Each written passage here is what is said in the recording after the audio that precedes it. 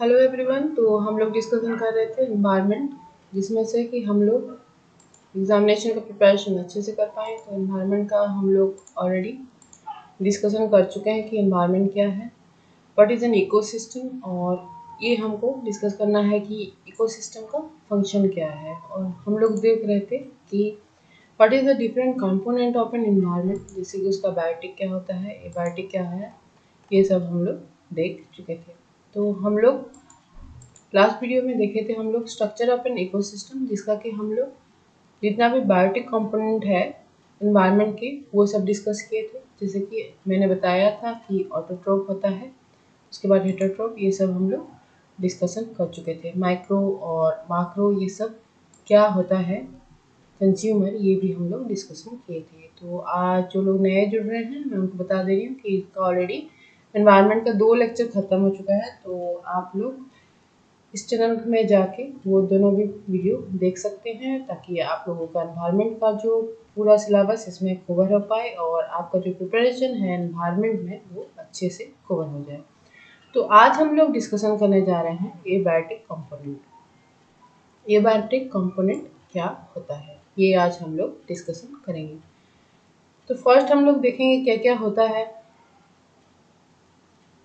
Climate and physical factor क्या क्या होता है। क्लाइमेट और फिजिकल फैक्टर में क्या आएगा, air, water, soil and sunlight, rainfall, temperature, humidity, soil texture and geomorphic conditions. तो क्लाइमेट का क्या हो जाएगा, एबायोटिक में पहला आता है आपका क्लाइमेट एंड फिजिकल फैक्टर, जिसमें से एयर, सॉइल, आपका मिट्टी हो गया, सनलाइट हो गया या फिर रेनफॉल, तापमान कितना है, ह्यूमिडिटी कितना है, सॉइल का जो टेक्सचर वो कैसा है, ये सब होता है एक factor. Next inorganic material. Inorganic material में क्या आएगा, carbon, nitrogen, sulphur, phosphorus, carbon dioxide, water etcetera. They are involve in the cycling of material in the ecosystem. तो ये लोग इन्वॉल्व होते हैं कि किसके लिए, साइक्लिंग ऑफ मटेरियल। जैसे कि मैंने पहले में भी बताया था कि हम लोगों का जितना भी न्यूट्रिएंट है कंपोनेंट वो रिसाइकल होता रहता है। तो ये जो यहाँ पे दिया गया है पदार्थ, कार्बन और नाइट्रोजन, सल्फर, ये सब क्या करते हैं, किसमें इन्वॉल्व होते हैं, recycling of the material. Third देखेंगे हम लोग organic material. These are the protein, carbohydrate, lipid, humic substance, etc. They largely form the living body and link the abiotic compound with the biotic factor. तो ये लोग होते हैं largely form the living body, और ये लोग एक link करते हैं, मतलब इंटरलिंक करते हैं किसको, abiotic कंपोनेंट को बायोटिक फैक्टर के साथ। तो नेक्स्ट देखेंगे हम लोग what are the services provided by the ecosystem. तो इकोसिस्टम के द्वारा क्या क्या सर्विस हम लोगों को प्रोवाइड किया जाता है। हमने बायोटिक एबायोटिक दोनों कवर किया, तो वो लोग आप जो कवर नहीं किए हैं आप वीडियो को पॉज करके वो सब देख सकते हैं, और एक बार याद कर लीजिए कि बायोटिक में क्या क्या आते हैं और एबायोटिक में क्या क्या आते हैं। पहले मैंने एक डायग्राम में भी समझाया था इन दोनों में डिफरेंस क्या है और इनके अंदर में क्या आएगा। तो देख लेते हैं कि इकोसिस्टम से हम लोगों को क्या सर्विस सब मिलता है। इसलिए बोला जाता है कि हम लोगों का जो इकोसिस्टम होता है उसको हम लोगों को सही से रखना चाहिए। जैसे कि आजकल क्लाइमेट चेंज हो गया, ग्लोबल वार्मिंग हो गया, ये सब कॉन्सेप्ट आप न्यूज़ में सुनते रहेंगे या कहीं पर भी आप न्यूज़पेपर पढ़ रहे हैं या करंट अफेयर पढ़ रहे हैं, इसमें आप सब सुन रहे होंगे। तो इसीलिए बोला जाता है, तो क्यों क्यों हम लोगों को इकोसिस्टम को सहेज के रखना चाहिए, अच्छे से रखना चाहिए। क्यों, क्योंकि वो बहुत सारा सर्विस हम लोगों को प्रोवाइड करता है। देख लेते हैं क्या क्या प्रोवाइड करता है। फर्स्ट हो गया इसका रेगुलेटरी।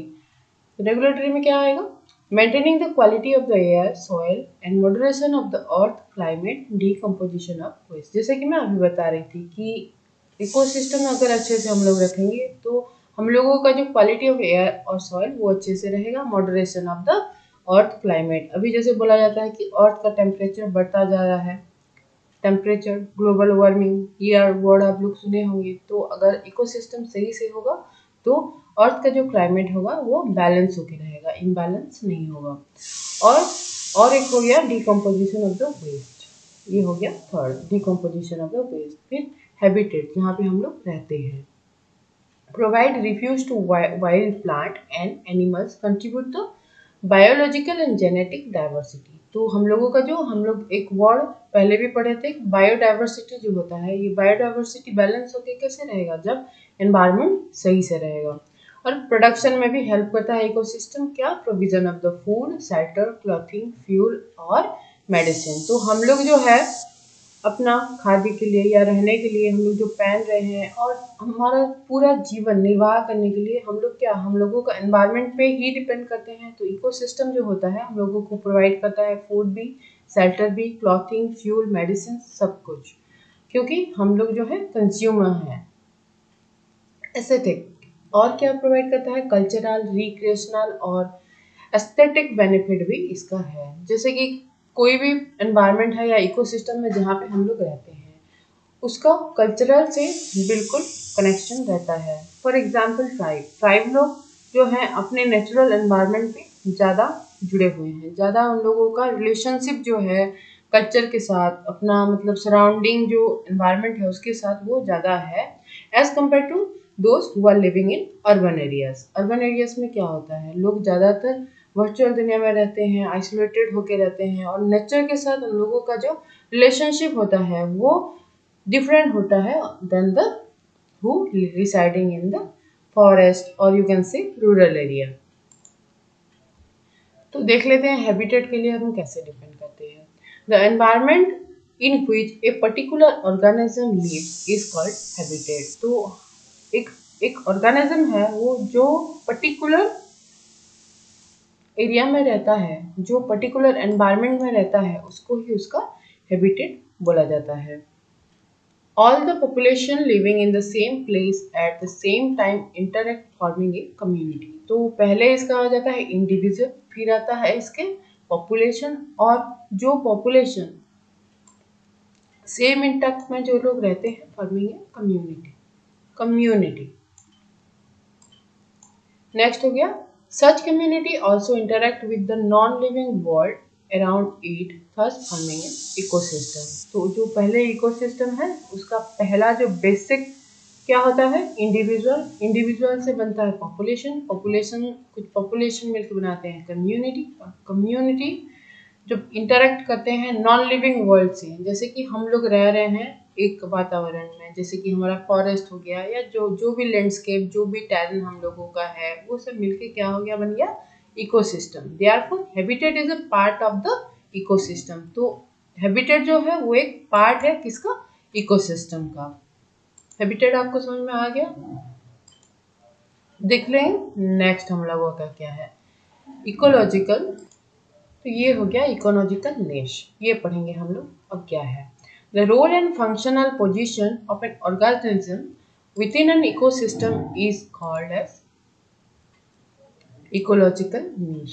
तो इकोलॉजिकल क्या क्या हो गया, इकोलॉजिकल निश क्या हो गया कि एक ऑर्गेनिज्म का फंक्शनल पोजीशन, फंक्शनल और स्ट्रक्चरल भी होता है ये, तो इसका जो पोजीशन है उसको ही एक पर्टिकुलर एनवायरनमेंट में जो होता है इसको ही बोला जाता है ecological need. Ecological need is specific species specific, no two species have the exact same need. तो ये बोल रहा है कि दो जो नीड्स होते हैं इकोलॉजिकल नीड्स वो कभी भी आइडेंटिकल नहीं हो सकते, हर एक स्पीसीज का जो है एक डिफरेंट नीड्स होता है। A needs include the role the species play, for example, pollinator और the decomposition। तो decomposition का जो काम होगा वो decomposer ही करेगा। पोलिनेटर का काम क्या है, पॉलिनेशन करवाना, तो वो ही करेगा। तो इन दोनों का कभी भी जो नीड्स होगा इकोलॉजिकल नीड्स वो कभी भी सेम नहीं हो सकता। Then the food it eats, क्या खाता है, मे बी दो स्पीसीज कभी भी एक जैसा खाना नहीं खा सकते हैं। where it live, where it reproduce and it interaction with other species। तो ये हो गया कुछ एग्जाम्पल। तो इकोलॉजिकल नीड्स हो गया the functional position and structural role of the organism in a particular ecosystem is called as ecological needs. I hope आप लोगों को और कोई डाउट ना हो। देखेंगे इकोटोन क्या होता है। इकोटोन देखते हैं क्या होता है कि इकोटोन इज ए जंक्शन और बाउंड्री बिटवीन टू और मोर डाइवर्स इकोसिस्टम। तो इकोसिस्टम क्या, इकोटोन का मतलब इकोसिस्टम का एक पार्ट ही है इकोटोन। तो इकोटोन क्या होता है? ये एक जंक्शन है या फिर बाउंड्री आप कह लीजिए बिटवीन टू और more diverse ecosystem. For example यहाँ पे दिया है कि for the land terrestrial system med sea and there is a wetland having mangrove they are ecotone. तो जैसे कि आप एक पिक्चर में देख सकते हैं, ये हो गया लैंड, ये हो गया लैंड, ये हो गया सी, और यहाँ पे क्या हो रहा है, ये लोग मिल रहे हैं, का लैंड सी से मिला, तो ये जो जोन हो गया ये इसको हम बोलेंगे ecotone. For example mangrove, mangrove हो गया एक इकोटोन, या फिर आप वेटलैंड कह लीजिए, वेटलैंड को भी हम लोग बोलेंगे इकोटोन। और यहाँ पे जो बायोडाइवर्सिटी होती है और स्पीसीज रिचनेस ये बहुत ज़्यादा होता है। तो ये हम लोग देख लिया इकोटोन। आई होप आपको इकोटोन भी अच्छे से समझ में आ गया होगा। फिर नेक्स्ट हम लोग डिस्कशन करेंगे इकोलॉजिकल सक्सेशन क्या होता है और बाकी जितना भी इम्पोर्टेंट टॉपिक है। Till then thank you for watching.